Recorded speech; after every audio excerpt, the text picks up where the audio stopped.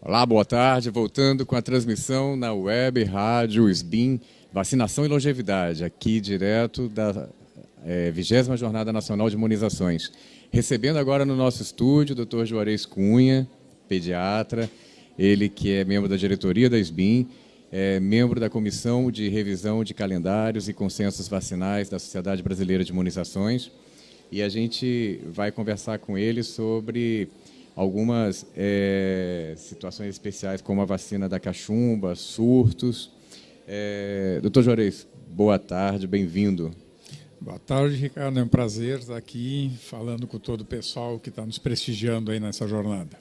A gente está vivendo hoje no Brasil uma situação bastante peculiar, né? O país recebeu o certificado de eliminação do sarampo das Américas, né? Incluindo, obviamente, o Brasil, que é parte das Américas. E, se nada mudar, por conta dos surtos que começaram a ocorrer, a gente corre o risco de perder esse certificado em 2012. Esse certificado é um certificado dado pela Organização Pan-Americana de Saúde, né? Que atesta que não houve, durante um período de tempo grande, a circulação do vírus de uma determinada doença, no caso específico aqui o sarampo, o que indica que esse vírus teria sido eliminado da nossa região. Como é que fica essa situação do surto? Como que o senhor analisa essa questão? Está faltando vacinação? O brasileiro está deixando de se vacinar? Quais são as causas desse retorno do sarampo? Bem, eu acho que é importante, primeiro, avaliarmos até a história do sarampo no nosso meio, né?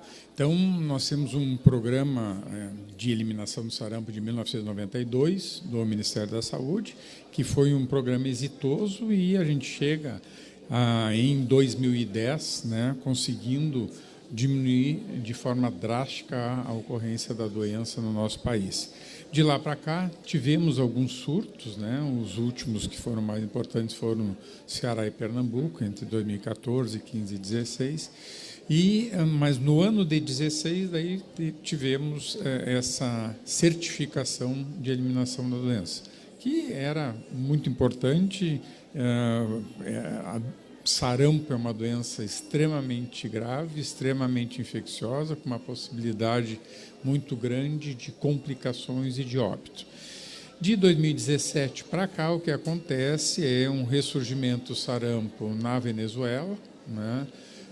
Como nós já temos mais de um ano do vírus circulando nas Américas, então não se tem mais a certificação de eliminação das Américas, a gente ainda tinha no Brasil, né?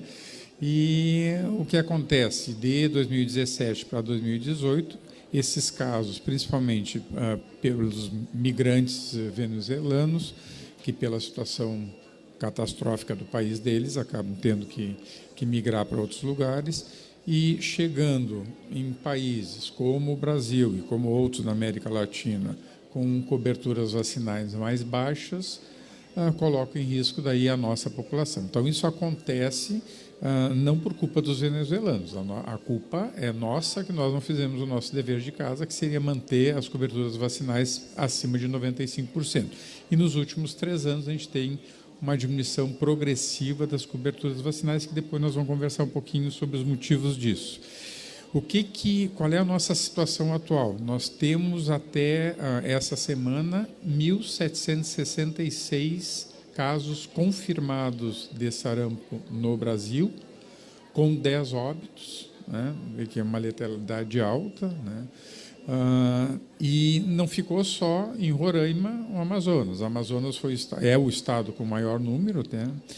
Mas daí atingiu já Rio Grande do Sul, Rio, São Paulo e vários outros estados, né? Que é um grande risco. A partir do momento que essa cobertura vacinal é baixa, não só em algum lugar específico, mas mesmo em outros lugares, a gente tem um risco de ir se alastrando esses casos por uma população que se achava protegida, né? Então, para nós, essa notícia é muito ruim, né? Porque a partir do momento que eu tenho quase 1.800 casos notificados, eu tenho 10 mil casos suspeitos. Né? E a gente imagina que esse número ainda vai aumentar bastante. Então, você falou sobre cobertura vacinal, né? E isso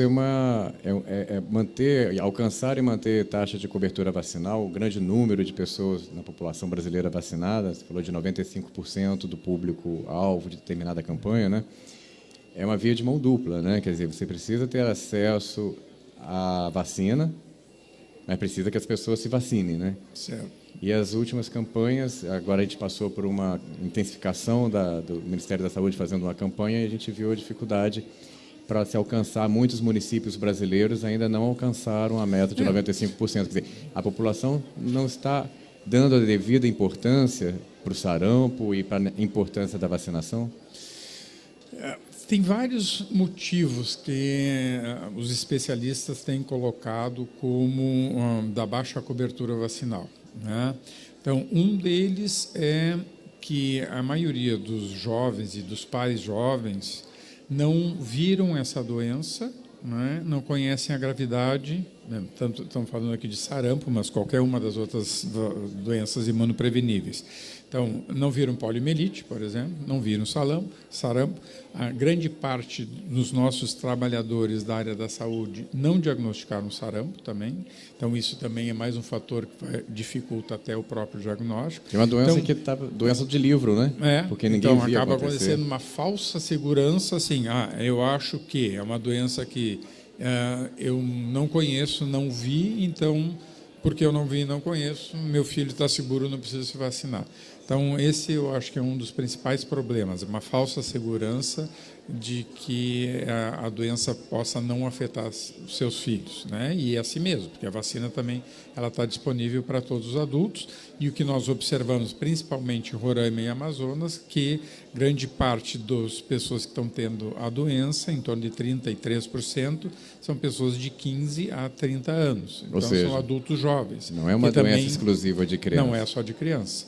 E a vacina está disponível na rede pública para toda a população até os 49 anos, né? Então, isso é outra coisa que nós temos que chamar a atenção. Não é só vacinar as crianças, mas também se vacinar. Então, o primeiro motivo que a gente acha é esse, né? Os outros motivos que são relatados e que eu acho que vale a pena a gente comentar, nós temos um calendário vacinal muito amplo, bastante complexo e muito interessante, principalmente se for avaliar a parte de vacina gratuita em outros países. Nós temos um calendário vacinal que nenhum país do mundo oferece atualmente gratuitamente o que a gente está oferecendo de proteção. De vacina. Então, isso leva a uma complexidade do calendário importante, né?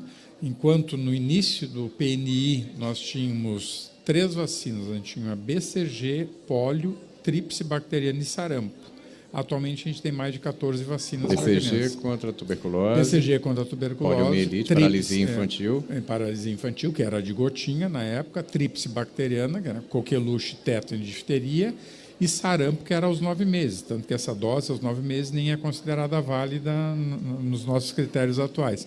Então, vejo que essa mudança no calendário, então, tem 2 coisas. Uma, ele está muito complexo, não só para os profissionais da saúde, mas também para os pais, né? Então, muitas vezes fica com pena. São quantas picadas? E daí surge também o outro lado dos eventos adversos. Tu tem um calendário complexo, assim, tu tem que ter uma informação muito afinada dos profissionais da saúde. Nós, como responsáveis por falar sobre isso, nós temos que nos comunicar para evitar aquelas falsas notícias, que daí eu até não coloco como falsas notícias. Às vezes elas são não totalmente falsas e nem totalmente verdadeiras, mas são notícias que, independente de ser totalmente falsa ou não, elas podem impactar negativamente na vacinação. O exemplo para nós disso aí foi a segunda fase da campanha do HPV em 2014 para meninas, quando tivemos meninas que tiveram eventos adversos em Bertioga, foram extremamente investigados e se viu que eram eventos mais relacionados com ansiedade do que eventos mais sérios da vacina. Só que isso impacta negativamente de uma forma que o estrago que isso acontece, né, na divulgação, porque a mídia, naquele momento, não estava dizendo assim, estamos fazendo uma vacina que vai evitar 4 a 5 mil mortes de mulheres por ano. A mídia colocou que tinha 10 meninas que tinham tido eventos adversos. Então, isso é uma coisa comum que a gente tem que ter cuidado também na mídia, né? Na mídia geral, né? Porque, em geral, a notícia mais negativa ou mais problemática é aquela que se torna muito mais importante do que aquela que vai te dar as coisas benéficas e as coisas mais a longo prazo. Tá? Então, o HPV foi uma experiência muito traumática, assim, porque a cobertura vacinal da primeira dose foi altíssima, né? A gente chegou a 100% na primeira dose das meninas. E a segunda dose foi uma dificuldade muito grande para a gente conseguir vacinar as meninas na época. Até para as pessoas poderem saber direitinho, então, o sarampo é uma vacina antiga, não é uma vacina nova, já é usada no mundo inteiro há muito tempo, né? Tem possibilitado essa vacinação eliminar a doença, controlar a doença quando a população se vacina.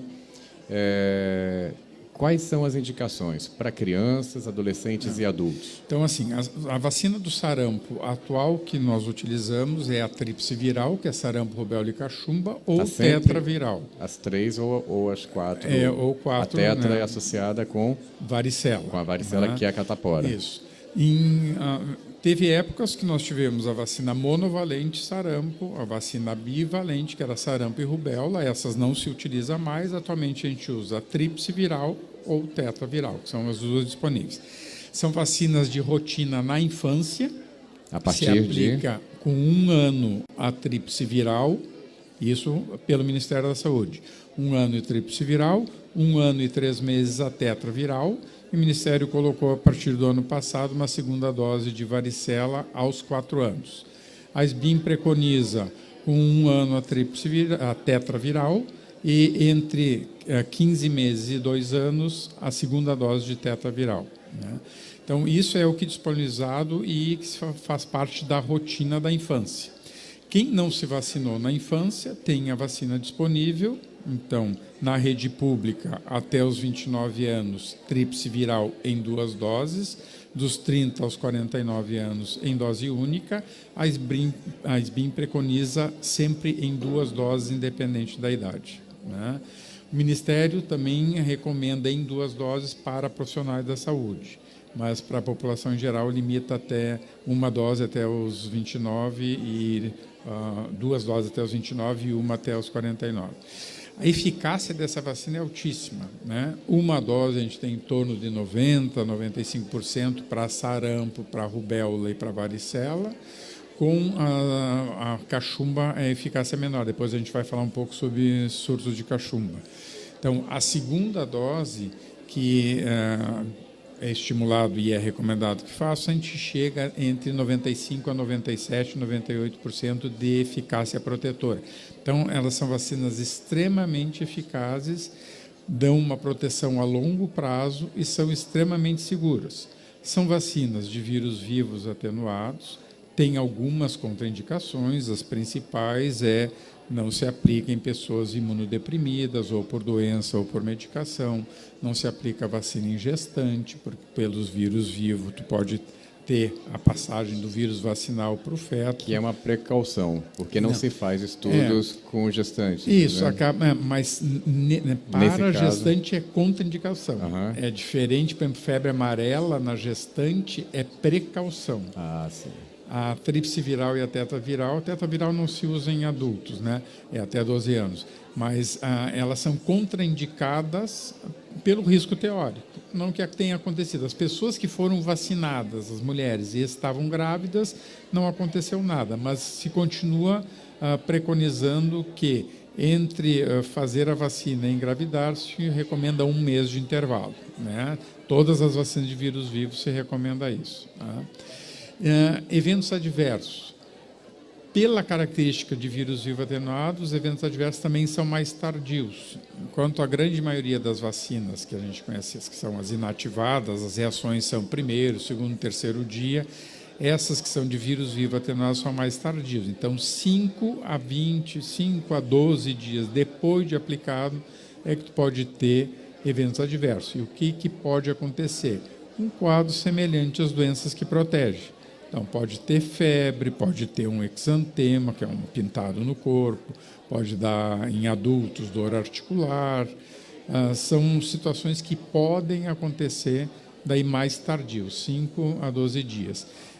Quando isso acontece, em geral, são quadros que duram 2, 3 dias e regridem sozinho. Em crianças, às vezes, a gente tem... Sem maior consequência. Não é esperado eventos mais importantes, né? Dentro dos eventos adversos que podem acontecer e que são mais importantes, por exemplo, a criança pode desenvolver tipo um sarampinho, que pode ter febre alta e dar o pintado depois, né, como se fosse um sarampo, mas atenuado. Muito, muito raramente a gente pode ter eventos adversos mais importantes, como encefalite, meningite viral, isso pode acontecer.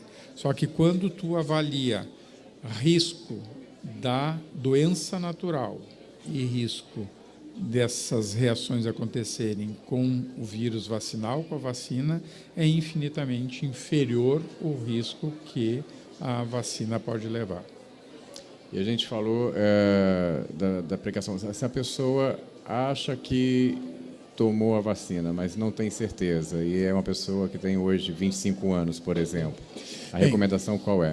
A recomendação é que só se aceita a comprovação, o registro de carteira, né? Ou sorologia, que é através de exame de sangue, tu pode saber se a pessoa é ou não suscetível ao sarampo, ou se ela é ou não imune ao sarampo ou essas outras doenças.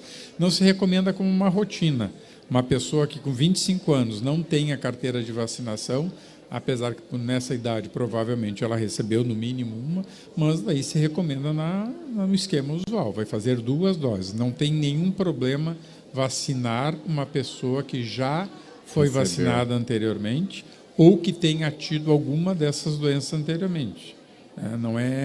Não tem risco nenhum em fazer essas vacinas. Vamos falar um pouquinho, porque você colocou muito bem, uma doença que estava desaparecida, né, graças à vacinação, não se ouvia falar, os próprios médicos novos certamente só conhecem de livro e tudo.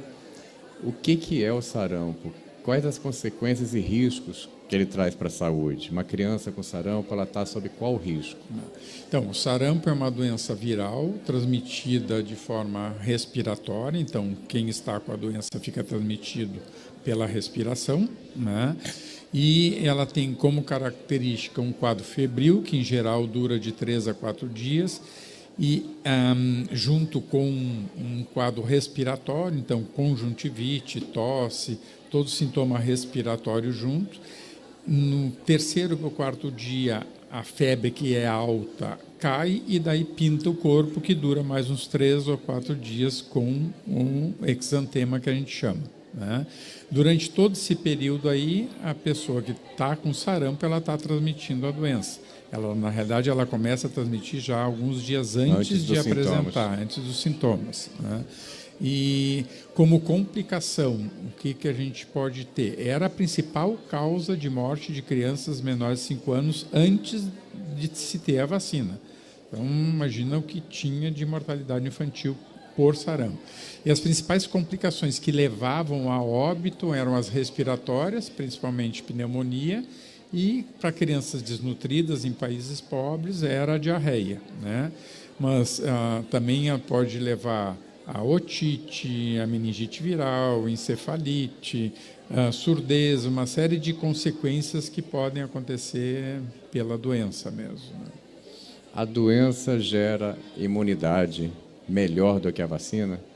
A gente ouve isso muito comum, os leigos dizerem, não, minha mãe falou que era melhor que eu pegasse a doença logo, porque aí ficava mais protegido do que a vacina. Vale a pena esse risco? O risco não vale a pena, não significa que a frase esteja errada, né? Porque a doença vai me dar uma imunidade de 100%. Né? A vacina eu vou ter uma imunidade com uma dose entre 90% e 95%, com 2 doses 95% e 98%. Então, a imunidade natural com a doença, com certeza, mas não vale a pena tu correr os riscos que a doença natural pode levar, principalmente em criança. Como esses que você citou. E todas essas doenças comuns da infância, que a gente chama, né, que sarampo é uma delas, elas costumam ser mais graves em adolescentes e adultos. Então, quando a gente tem sarampo em adolescente e adulto, são pessoas que costumam ter quadros mais importantes, com necessidade, inclusive, de hospitalização e mesmo óbito, né? Então, agora, nesse semestre, na França, 2 óbitos de mulheres adultas saudáveis, de 34, 36 anos, né? Então, é um grande problema. Então, doutor Juarez, não vale a pena correr o risco, né? Com certeza. Eu acho que ainda valia a pena comentar, Ricardo, porque a gente acabou não comentando todos os motivos da baixa vacinação, né? Eu acho que, assim, um motivo que é relatado, a dificuldade de acesso aos postos, né? Que eu acho que é uma coisa que está sendo discutida bastante, de poder ampliar o horário de atendimento dos postos, porque, em geral, quem leva a criança a fazer vacina é a mãe. A gente cada vez mais temos as mães trabalhando e o horário de funcionamento do posto é um horário que é concomitante, né? Falamos também, eu acho que é importante, as notícias que percorrem nas mídias sociais, que é bastante problemático. E nós tivemos, de 2017 para cá, também uma migração no nosso sistema de informação do Ministério da Saúde, que antes, qual era a informação que a gente tinha? O Ministério distribuía 1 milhão de doses, então a cobertura vacinal era de acordo com aquele 1 milhão de doses que era vacinado em tais faixas etárias, então se marcava as idades. O novo sistema ele é nominal, então agora eu aplico uma vacina em qualquer pessoa nominalmente. Isso vai ser uma coisa muito boa para o futuro, porque se ela aplicou aqui no Rio de Janeiro e ela for para o Rio Grande do Sul, nominalmente ela vai estar sempre com o que ela já recebeu. E isso não se tinha anteriormente. Então, essa migração para esse novo sistema provavelmente também está atrapalhando essas coberturas. Não significa que as coberturas anteriores estavam corretas, porque antes era um número de doses. Então, a gente está migrando para um sistema que vai ser mais fiel, mas ele ainda está em construção. Em torno de 60% da rede já está com esse novo sistema nominal. Perfeito. Cachumba. A gente ouvia muito falar, eu, quando era criança, não tive, mas conheci muitas pessoas que tiveram, né, surto, que pegaram cachumba. Cresce, as pessoas chamam de papeira, né? Essa região aqui, parece que as amígdalas crescem, não é nas amígdalas, né? E recentemente a gente teve, inclusive no Rio de Janeiro, surtos de cachumba, Paraná também teve surtos de cachumba. A que se deveu esses surtos e como é que a gente pode falar da proteção da cachumba? Existe vacina contra a cachumba, essa vacina também é segura, é importante. Muitos adultos tendo cachumba nesses 2 surtos, pelo menos Rio de Janeiro e no Paraná. A gente está com a população de adultos desprotegida?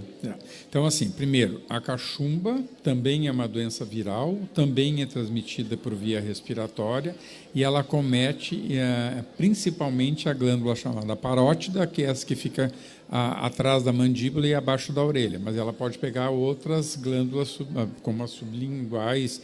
Então, pode não ser só a parótida que incha.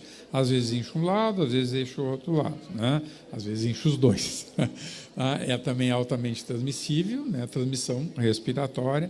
É uma doença, em geral, benigna, mas que pode ter complicações. As complicações são nos homens, que a gente pode ter uma epididimite, né, que é pegar no testículo, que recolheu, né, recolheu, e isso pode levar a uma infertilidade. A mesma coisa pode acontecer nas mulheres, pancreatite também pode acontecer por cachumba, Encefalite pode acontecer, meningite viral também pode acontecer pelo próprio vírus natural.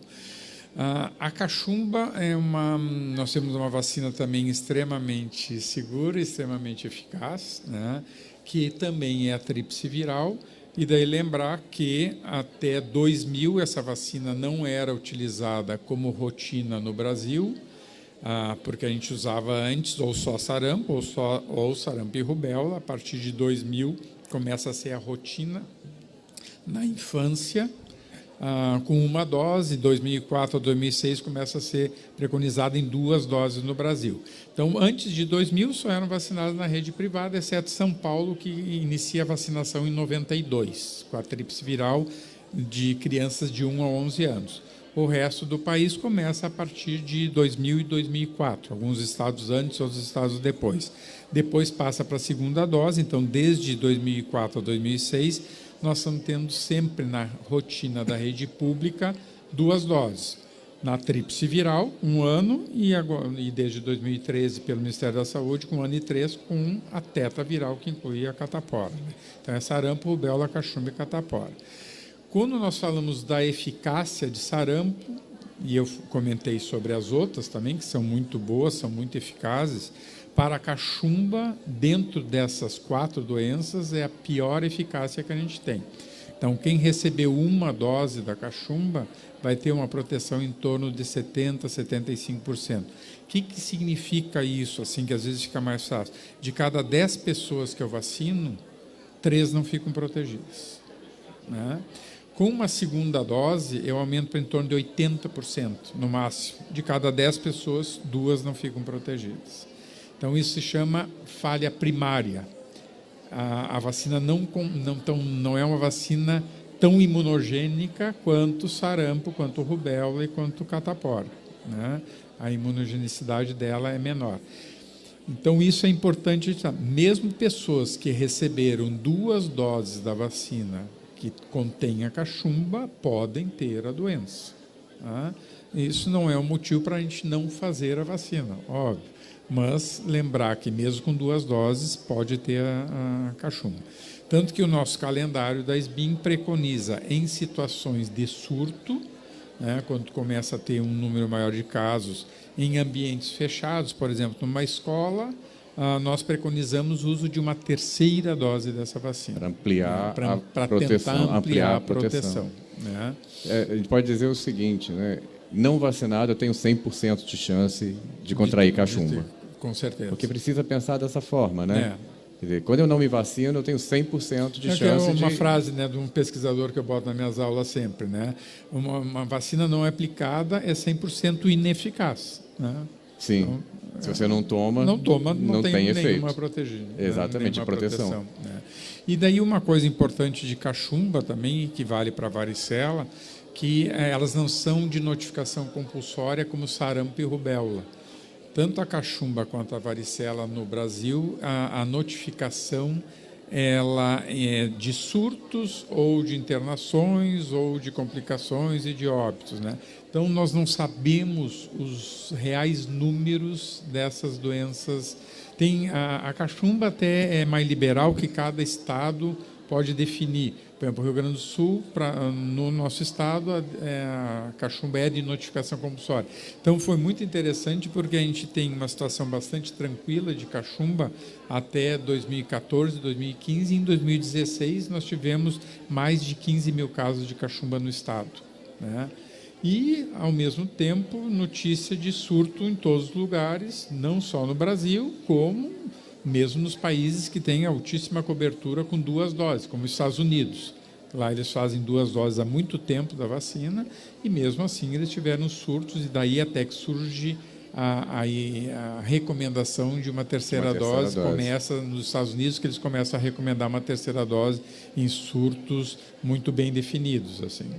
Estamos falando de 2, na verdade, de 3 vacinas, né? Pelo menos sarampo, cachumba e rubéola, e são todas vacinas seguras, usadas há muito tempo, né? De modo geral, na população mundial, né? Sim, a vacina tríplice viral é uma vacina que ela começa a ser utilizada nos países desenvolvidos, né? A partir da década de 70, começam a utilizar. ela chega no Brasil, o primeiro estado que utiliza é São Paulo, em 1992. Depois incorpora o Ministério da Saúde a partir de 2000. Né? Então, é uma vacina que, se a gente pegar da década de 70, nós temos aí quase 50 anos de utilização da vacina tríplice viral. Sarampo tem mais tempo do que isso até de utilização. Mas também a nossa experiência de sarampo, mesmo de Brasil, quando inicia PNI, a partir da década de 70, que tu consegue ter informação mais qualificada, né, de cobertura vacinal e mesmo do número de casos. Né? Lembrando que o PNI que o doutor citou é o Programa Nacional de Imunizações do Ministério da Saúde, né, que é o que realiza as campanhas, disponibiliza as vacinas nos postos de saúde e que é reconhecido como um dos programas mais bem-sucedidos no mundo, programas públicos de vacinação. Né? Eu acho que assim, o sucesso do PNI é reconhecido mundialmente, como tu falou, especificamente quando a gente pega a parte de sarampo, né? Nós temos lá a introdução do sarampo há bastante tempo, o plano de eliminação na década de 90. De lá para cá, né, nós tivemos 6 campanhas de segmento de sarampo realizadas pelo Ministério. Essa campanha de agora foi chamada também campanha de segmento. São campanhas que são realizadas a cada 5 anos que são aplicadas. Então, isso é importante que, mesmo nós tendo incorporado a vacina na rotina a partir de 2000, vamos dizer, que teriam 18 anos, de 2000 para cá nós tivemos várias campanhas de segmento. Em 2008 nós tivemos uma grande campanha nacional de eliminação para a rubéola, que era a vacina preconizada para todos os adultos, homens e mulheres, e é relatada uma cobertura acima de 94%, que eu duvido muito, porque eu acho muito difícil os homens terem aderido tanto a essa campanha. Infelizmente, assim. A outra coisa que a gente fica preocupado também com a própria cobertura vacinal da campanha agora, que a gente está falando, essa de 2018, nós tivemos acima de 96% no Brasil. Mas a minha capital, no Rio Grande do Sul, Porto Alegre, nós tivemos 70% de cobertura vacinal para sarampo, que é baixíssimo. Muito baixo.